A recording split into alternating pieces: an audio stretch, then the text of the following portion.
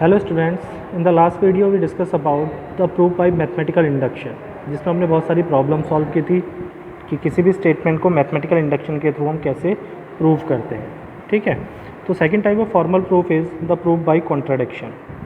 In contradiction proof we first assume that the given statement is false. पहले हम ये assume कर लेते हैं कि जिस स्टेटमेंट को हमने ट्रू प्रूव करना है कि फॉल्स है, फिर हम ये शो करते हैं कि जो हमारा एजम्पशन था वो लीड कर रहा है एक फॉल्स कॉन्सिक्वेंस को, यानी जो हमने माना था वो गलत है। ठीक है, या जिसको हम क्या कहते हैं, कॉन्ट्राडिक्शन कहते हैं। ठीक है, तो इसीलिए इस प्रूफ को हम कहते हैं प्रूफ बाय कॉन्ट्राडिक्शन। तो पहले हम ये एज्यूम कर लेते हैं कि जो हमें स्टेटमेंट दिया है वो स्टेटमेंट फॉल्स है। ठीक है, और फिर हम ये प्रूफ करने की कोशिश करते हैं कि जो हम कह रहे हैं या जो हमने एज्यूम किया है वो हमने गलत एज्यूम कर लिया है, इसलिए जो हमारा स्टेटमेंट है वो क्या होना चाहिए, ट्रू होना चाहिए।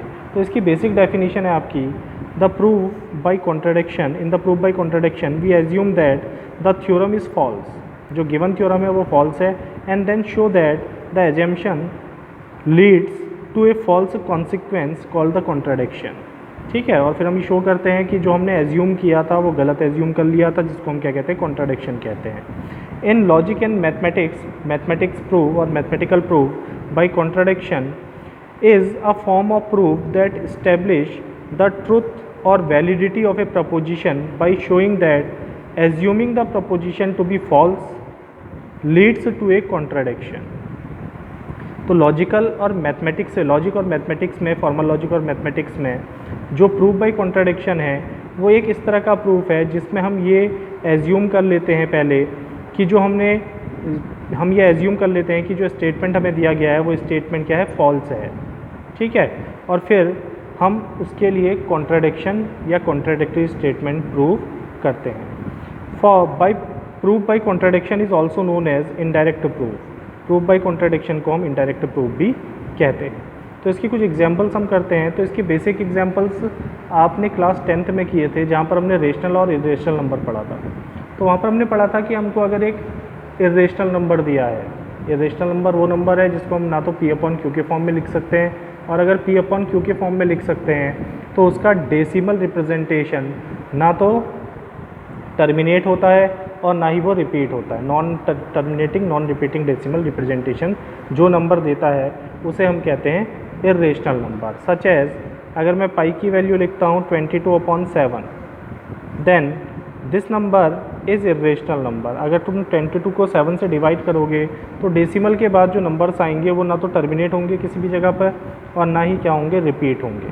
तो such a number are called irrational numbers. तो वहाँ पर हमें दिया जाता था कि √5, √2, √3 आर इरेशनल नंबर, ये हमने प्रूव करना है। तो हम कॉन्ट्राडिक्शन लेके चलते थे। हम ये मान लेते थे पहले कि √5 इज़ ए रेशनल नंबर। अगर √5 रेशनल नंबर है तो उसको दो इंटीजर a और b लेकर a अपॉन b के फॉर्म में लिख सकते हैं। फिर a अपॉन b के फॉर्म में अगर लिख सकते हैं तो हम उसको सिंप्लीफाई करते थे। ठीक है, जहाँ पर a b को हम कहते हैं को प्राइम नंबर। को प्राइम नंबर वो नंबर्स होते हैं जिनका 1 के अलावा और कोई कॉमन फैक्टर नहीं होता। ऐसे नंबर को हम कहते हैं को प्राइम, जैसे 2 और 3 है, दीज आर को प्राइम नंबर्स। ठीक है, वैसे ही 22/7 आपको दिख रहा है, दीज आर को प्राइम। इसके अगर प्राइम फैक्टर करोगे तो 22 का प्राइम फैक्टर 7 कभी नहीं आएगा, और 7 का प्राइम फैक्टर में 22 या 22 के जो प्राइम फैक्टर है वो कभी नहीं आएंगे। ठीक है, तो ऐसे नंबर्स जिनके प्राइम फैक्टर्स कॉमन नहीं होते, जिनके प्राइम फैक्टर 1 के अलावा कॉमन नहीं होंगे, ठीक है, तो उन्हें हम कहते हैं को प्राइम। तो उसी के कुछ एग्जाम्पल हम यहाँ पर देखते हैं। जैसे पहला एग्जाम्पल हमें दिया है, प्रूव दैट √5 इज़ इरेशनल। हमने प्रूव करना है कि √5 कैसा नंबर है, इरेशनल नंबर है। तो अगर मुझे ये प्रूव करना है कि √5 इरेशनल नंबर है तो हम पहले ये मान लेते हैं, एज्यूम कर लेते हैं कि √5 क्या है, रेशनल नंबर है। तो इसका प्रूफ अगर हम करते हैं तो लेट, हमने मान लिया √5 इज़ रेशनल। √5 क्या है, रेशनल नंबर है। If √5 is rational number therefore we can find 2 integers। तो हम 2 इंटीजर फाइंड कर सकते हैं, a and b। therefore we can find 2 integers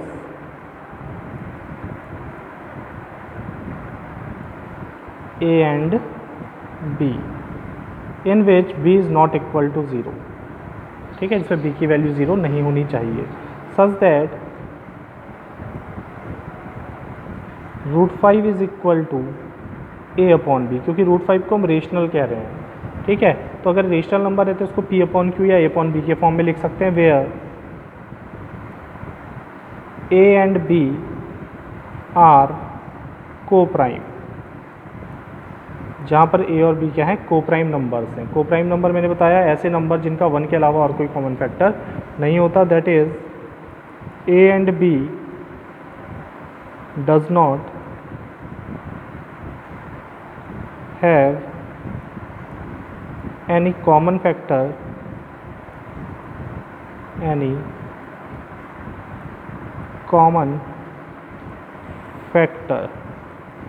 other than 1 के अलावा। तो ऐसे नंबर को हम कहते हैं को प्राइम नंबर्स, ठीक है। So we can say that A/B is equal to √5, then A is equal to √5 into B, squaring both side, then A² is equal to 5B², and this is equation 1, ठीक है।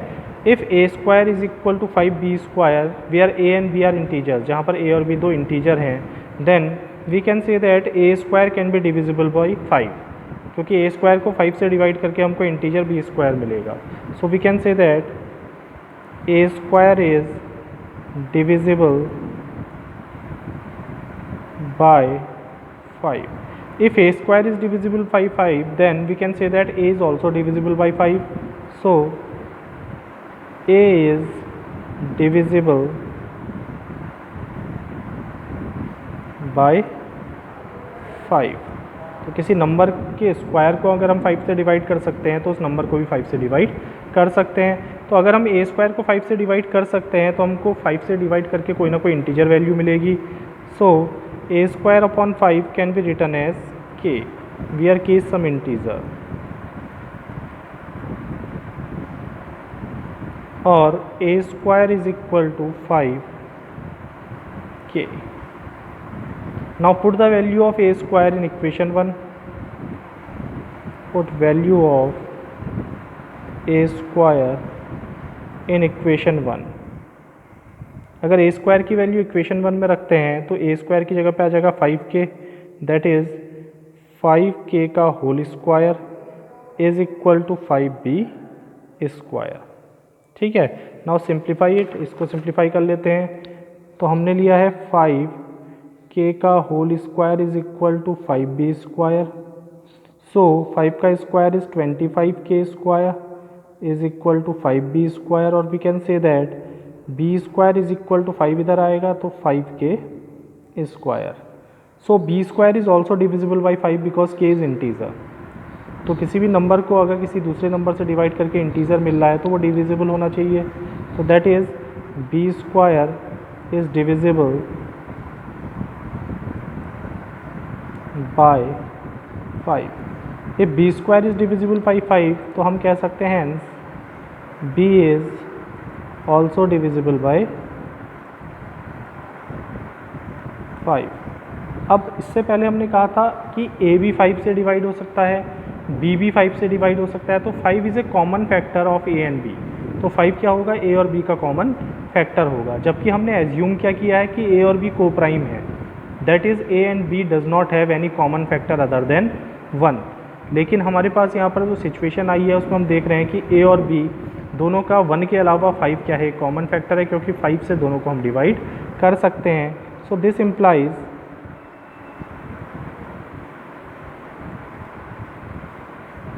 That A and B have 5 as a common factor, and this is a contradiction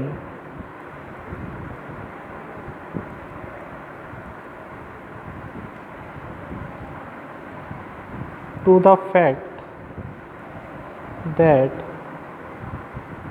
A and B are co-prime.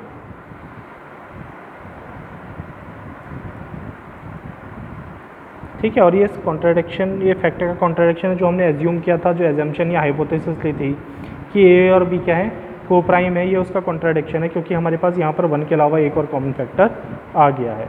तो hence, तो इसका मतलब है जो हमने माना था वही गलत माना था। तो hence √5 can not express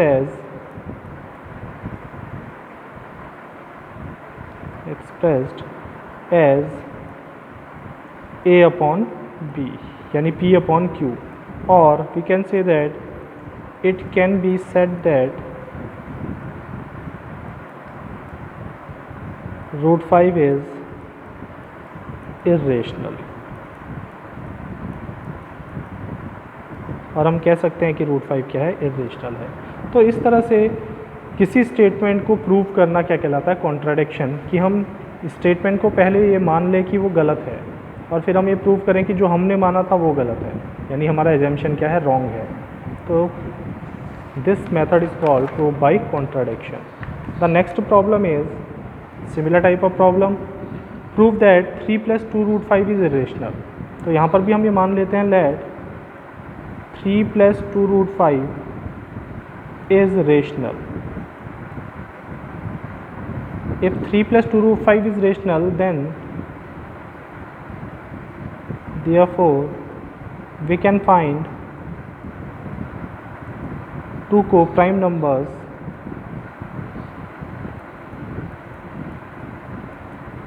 or two co-prime integers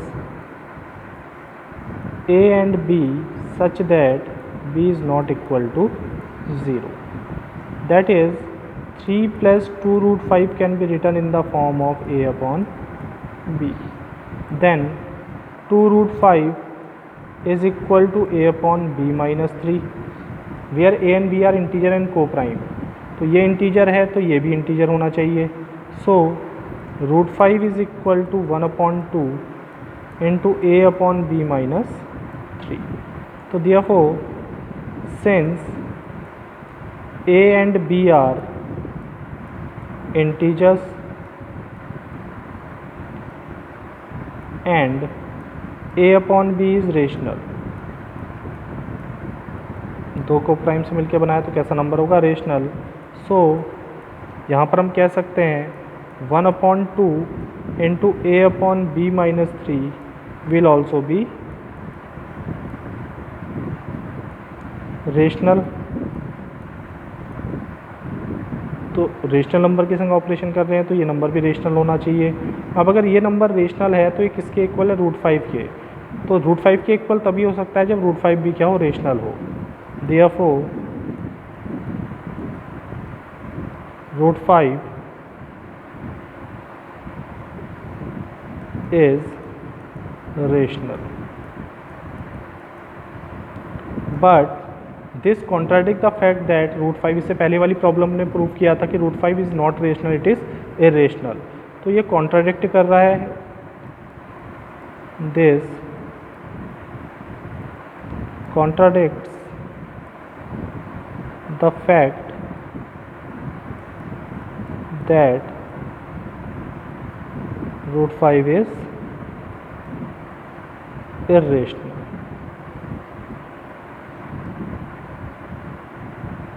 ठीक है, इस चीज़ को कॉन्ट्राडिक्ट कर रहा है कि √5 क्या है, इरेशनल है। तो hence our assumption is wrong, hence our assumption that 3 + 2 √5 irrational is wrong.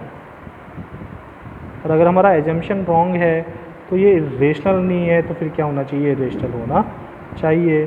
So 3 + 2 √5 is irrational.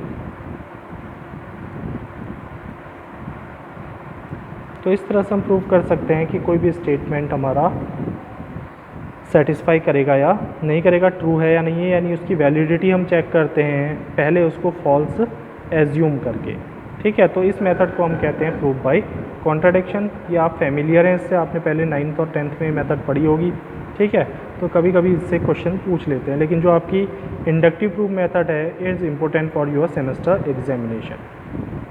In the next lecture, अब नेक्स्ट लेक्चर में हम क्या डिस्कस करेंगे, नेक्स्ट लेक्चर में हम डिस्कस करेंगे ऑटोमेटा, ठीक है, which is a very important part of the theory of computation, ठीक है।